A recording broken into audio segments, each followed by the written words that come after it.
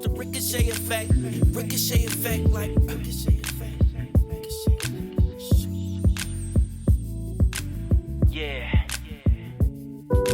We having conversation with no moderation. Love to the communities, the Ricochet Effect.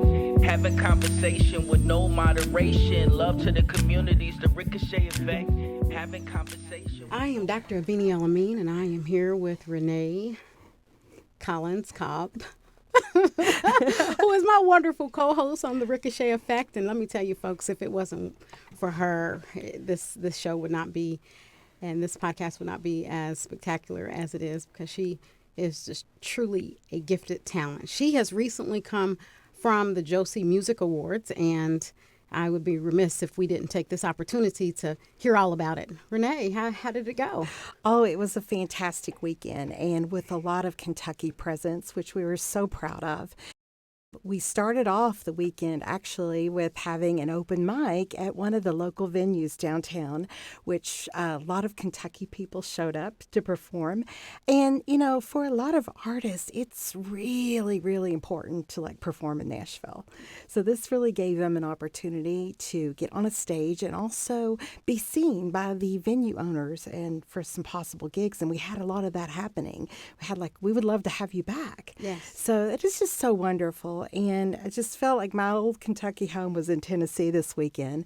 Saturday night was a gala, and it was just wonderful. It was at Studio A in the back of the Grand Ole Opry, and that is where Hee Haw was filmed. Oh, my God. I remember that, hanging out with my grandparents watching Hee Haw, and they would never miss not one episode. Oh, no. And I think there's a lot of reruns on now on RFD, which is just really wonderful to watch. But, you know, always just really cool to be backstage in that area. But that night, they actually gave away the Songwriter Achievement Awards, which we understood there was 10,000 submissions for. Oh, my goodness. They picked about 30 finalists, and then they awarded 10 Songwriting Achievement Awards from that finalist group. And Kentucky is really proud to have Trudy Sosby Rose and Savannah Dean Reeves take home 2 of those. Oh, wow. And we were just so in awe. I mean, when you think about 10,000 going to just 10. But what is the Josie Music Awards? Oh, that's a really great question, Dr. El-Amin. It is the largest international awards program for the independent musician that there is. And independent meaning that they're not assigned or attached to one of the big record companies. Okay. And it's a great opportunity for people. You know, not everybody's going to get that recording contract, and not everybody's going to be, Taylor Swift. Yes. But what this does allow is for them to go through a door where they can be seen and heard. And even to be a nominee in these categories is so significant, because they can attach that to their resume and their social media. That's right. And it gets a lot of attention, and it opens a lot of doors for artists that want to perform in venues more. That's right. And so we've kind of began with the end in mind, but talk to us about who you are and where you're from. Oh, thank you so much. Well, I'm Renee Collins Cobb, and I am from originally Ashland, Kentucky, which is country music highway 23. And I grew up in a very musical family with about 100-year-old tradition. My grandfather actually played on a barn dance, was out of Richmond, Virginia, called the Old Dominion Barn Dance, which had Grandpa Jones and also had Maybelle Carter and the Carter sisters. So my dad grew up around a lot of that, and his father was a traveling musician. So that has kind of gone from generation to generation. My brother is a performer, and I trained classically for probably, 25 of my years, half of my life, just very early. And I say trained, but, we start music at a very early age, really seriously, about age 8. It got me a scholarship at the University of Kentucky, so I got to go to school for free, which my parents were very appreciative of. Makes all those music lessons, right, kind of pay off. And actually, after that time when I graduated, I was so burnt out on music. Yeah. Because it was this discipline of just training and trying to learn to play a piece perfectly. Right. And it got real mechanical, You're and right. it really lacked a lot of the feeling that I feel like I've had with my Appalachian history. Yes. So I did that. I completed what I needed to complete. I went into music education for a while and found out that that just wasn't my thing to be a teacher. Right. Well, what's your instrument? My instrument was piano. Okay, so you're a trained classical pianist at that. Yes. Yeah, so it is interesting, the theory and the practice, those are two different things. And in relation to that, so then in these last several years, though, you've been able to merge the classical theory to the practice of today's media world in so many facets. So what are some current projects that you're working on with Overtones Live and Listen Locally, Project Ricochet, the Ricochet Effect? I mean, I'm just listing them, but talk to us a little bit about the passion that is required to work on so many different projects and to be so successful at it. Well, I will say that for the most part, because of the first 25 years of my life being mainly music focused, I went and shifted into this business focus for the next 25 years. So that took me to age 50. And I became really good at business practices and consulting and doing presentations and still really applying everything I'd learned in music to standing up in front of an audience like you do so well when I see you. And I mean, that is just not a given, right? I'll take and it. I mean, it's just like, and also you and I are very shy.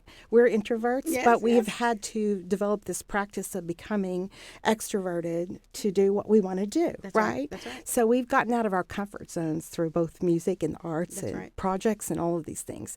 So the years from 50 to 60, which I just turned 60, and I just explained this morning that this has been my favorite year of my whole life. Oh, wow. Congratulations. Involved me reuniting with a college sweetheart that I was in the school of music with. And he has absolutely encouraged me to get out of my comfort zone even more. But more importantly, we say that we're working in concert at Overtones Live, Listen Locally, and we've applied that phrase definitely to Project Ricochet and so the Ricochet Effect here. The working in concert is much more than just a cliche. It is a practice. And it's the blending of music and the arts and business and nonprofit organizations and all this beautiful synergy between local community, local, even food trucks, local art, local broadcasting, That's pulling it all together. It is. And it's just like we're you and I, we're kind of like this little thread that's just kind of sewing all of those pieces together in such a way that people don't really see it or understand it, right? Yes. So when you look at something even like the Josie Music Awards, we show up and we see this beautiful show, but what we don't realize is that somebody was putting all that together. Putting it all together. So that's where I think a lot of my passion has come in, and I'm just so thankful that our life paths have crossed because you've encouraged me in such amazing ways. How? Believing in me and really kind of carrying on what my husband has kind of been telling me all along that he reminds me of all the time. He said, now you have somebody other than me really encouraging you. And you've encouraged me in this podcast thing, and you've encouraged me. This is the most important thing, getting off the script. Yes. And I am a script person, even in having broadcasting for the last 5 years. I've never gone into the studio before this year without a script. Yeah. And I will just say I've had a mentor that's been broadcasting with me that's really done that well. So being able to watch him and also being able to watch you, this is huge for me. Oh, it's reciprocal because the thing is that life is a journey, but there's no script. And there is no script. I don't know what it is about this day and time, but it's like, where is the passion? What is the passion? Renee, what is your passion? My passion and my mission in life is to help others define what their mission and their passion is in their life and to unleash that potential in a way that they can accomplish anything they want to do. And I know that you and I share that passion. And we also like to ignite the spirit and essence of growth in individuals and teams and in organizations. That's right. And the two of us together, we are absolutely invincible, I believe. That's right, we are. We're legends in our own mind. Well, not really, because you're a legend in my mind, and I'm a legend in your mind. How about that? There we go. There we go. And all it takes is just one person to believe in you truly. So you've got several projects that you're currently working on. Do you have any exciting projects coming up? Yes, we do. Along with doing the radio show, which I will say has been a transition from being in the studio to the stage, and now we're taking it to the screen. And we, my husband and I, are now partners in a TV network called The Scribe. And it is going to be a platform where we can potentially have a lot of the things that we are all working on in getting that content all in one place that is so enjoyable for everybody. And also in a way that we can kind of go into our retirement years, not actually retiring, but enjoying our retirement while we're working in concert with others to make this happen. That's one thing. And we're also working on a TV show now called Remarkably Purposed, which is going to be showcasing 111 remarkable women that I had the opportunity to meet last April in Hollywood, California, from all across the country, who are recognized for their nonprofit leadership work. And as you know, they only have so much time to highlight, organizations, obviously not 100 in a very short weekend. So our vision was to really take each one of these women and make a full-length 30-minute show where they could talk about the things that we're talking about right now. That's right. And I've seen some copy of some of those interviews and some of those pictures. And are there any women that stand out for you? Oh, yes. One of the women that stands out, I will say the most, is my co-host, but her story is going to be told when she comes in to actually the studio in next month. That's right. And she is a survivor of domestic abuse. Her name is Tanisha Shakur. And she will be joining us on one of the next Ricochet Effect podcasts to talk about how she transitioned from being a survivor into going to law school. Yeah. And then totally taking her law degree and her legal practice in to help the same women that experience the same circumstances as she does. Truly become an advocate. So we're definitely looking forward to that. So today we are here for the NPR Public Radio Music Day at WUKY. So what is your perspective? What is the importance of public radio? It is so important. And I will tell you that it's about all that we listen to these days. Really? I cannot remember the last time I've listened to commercial radio with advertising. And what it means to a community is that the local presence, their voice is heard in the community. That's right. Where it should be heard. And again, much like the Josie Music Awards, it gives people a platform to do that. But again, that's also a blending, right, of local broadcasting, local art, local music, local food trucks, local organizations. Yeah, that's right. Local fundraising. And it is so important that we support local radio because, honestly, any type of radio right now is difficult to finance. Yes, it is. Especially through advertising. But donations are so important to WUKY. So please consider, as we kind of go through the remainder of this year, if you're thinking about a year-end tax deductible donation, to think about community radio. Yeah. And so we are so connected in many ways, but you are also a WUKY Community Advisory Board member for our Diversity and Inclusion Initiative. Talk to us about your experience on the CAB and also the importance of diversity and inclusion in public radio.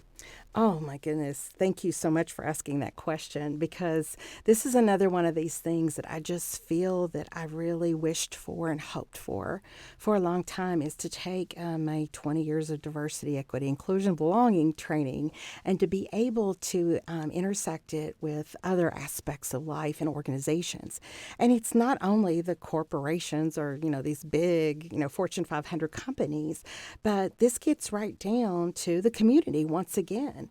And again, what I think community radio does is it places a purposeful effort to make sure that programming and content, artists, whoever the guests are, whatever the local issues are, that they're done in a diverse, inclusive, equitable way that creates a sense of belonging where you feel very connected to what you were listening to at the time that it hits your ears. That's right. The time that it hits your ears, that is the vector, and then to your soul. But if you had a pinnacle project and that we could just wave a magic wand, what would that project be? Talk to us about that. Paint us a picture. I will say that I've thought about that Pinnacle project probably for the last 10 years, and this again is revisiting the 50s to the 60s, right? So what my Pinnacle project has always been, again, is to align with the mission statement. And I even made a post this morning because I felt so energized by the experience this last weekend in realizing that every artist that took that stage, for example, at the Josie Music Awards, and there's a lot of feelings about awards programs, and I get it, right? Oh, you hear a lot of criticism. There's, some that are better than others. But what I try to tell people is to turn off that noise and just ask yourself, does this pinnacle moment connect with your mission? And I have to say that being on that stage, on the Grand Ole Opry stage. Oh, my goodness. That just is amazing. And this year in the exact circle. Yes. To be able to not only accept an award for Overtones Live, but also to be honored with the people that called me that morning. I had 5 of them, and they said, will you accept for us? We're on tour. And I thought, okay, and I didn't really guess that I would be on stage that much because, just face it, it is so hard to win one of these awards. Really? It Because really is. is. 10,000. Yes. And overall, there were 58,000 submissions for the entire award. So this is narrowed down, of course, to about 5 to 7 nominees. And, it could go either way, and it's all adjudicated. So, it's subjective, Yes, right? yeah. Just realizing and hearing each one of those names called. Yes. And I had to come up with something on the spot. I will just say You're good that at was that. a I'm really, sure that was no problem. and I was not ever good at that. And it's just really challenged me that I just have trusted that the words would come to me, and they did. Yeah, that's it. And as a result, it's really funny what perception is. We had so many people approach us after the awards, after being on stage for 5 times. But truly the work that you're doing with the Josie Music Awards and Yes. some of these other music awards, centrally, locally, even nationally, is that you're bringing awareness to the wonderful talent that we have in Kentucky. And so I appreciate you for that. So one of the poems that I've written, Seed, and you've told me many times that this is one of your favorite. I'm not going to read the whole thing, just a tad bit, but I did want to get your perspective of how this poem resonates with you. So the title of the poem is Seed. I found a seed. I couldn't wait for it to grow. I planted the seed, watered it, worried over it, you see. It soon took root until it finally sprouted, and then it began to flower. So seed, and that's just an excerpt, but how does that poem resonate with you? It resonates deep and wide because I've also explained to a lot of people that what they're seeing right now is a level of success that we are obviously experiencing right now, and it's a season for us.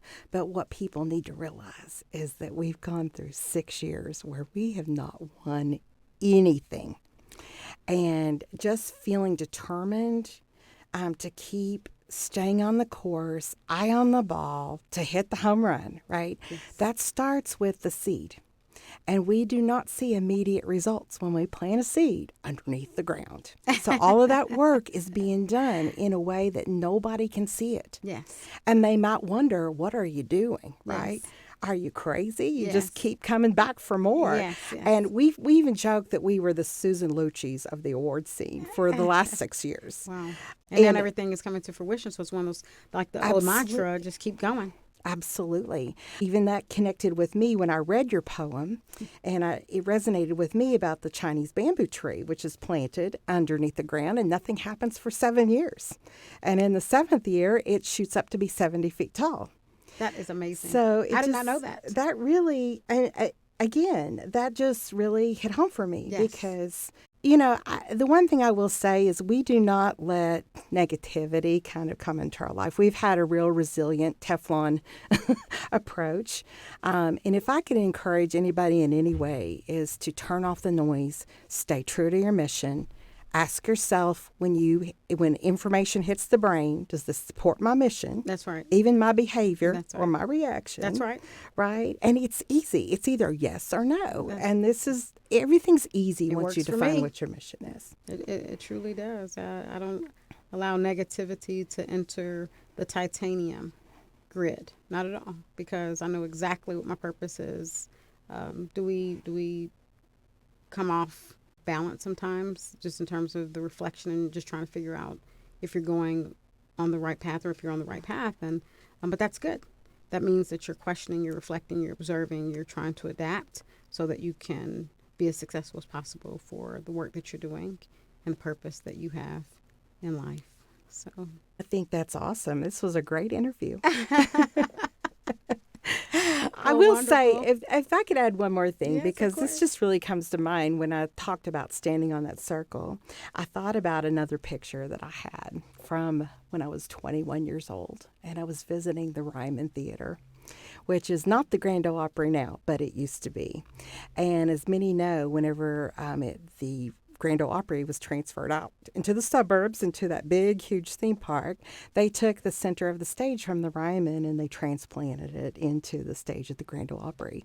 So I have a picture of me as a 21-year-old self standing in that circle behind a microphone, acting like I'm like broadcasting and everything. And then just to feel that I was standing in that exact same spot. And it really made me think of T.S. Eliot's quote that says, we must never cease from exploration. And at the end of all of our exploring, we arrive at the place where we began, and we know it for the first time. yeah. And if we could just take that practice and think about knowing things for the first time, even if you've done them before, Yes. what that unleashes in the soul and in the spirit, and in the way you go about doing your work. Yeah. Well, that is the Ricochet Effect, isn't it?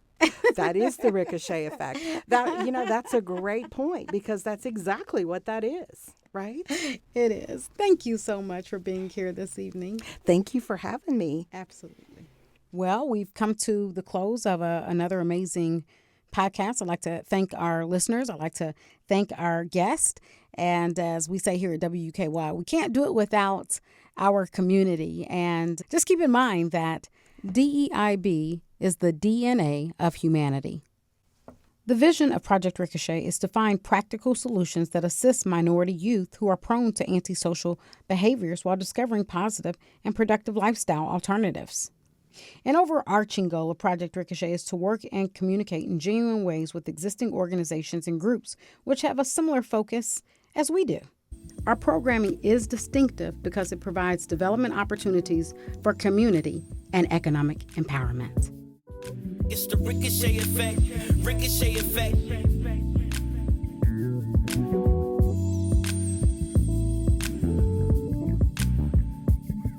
It's the Ricochet Effect. Ricochet Effect.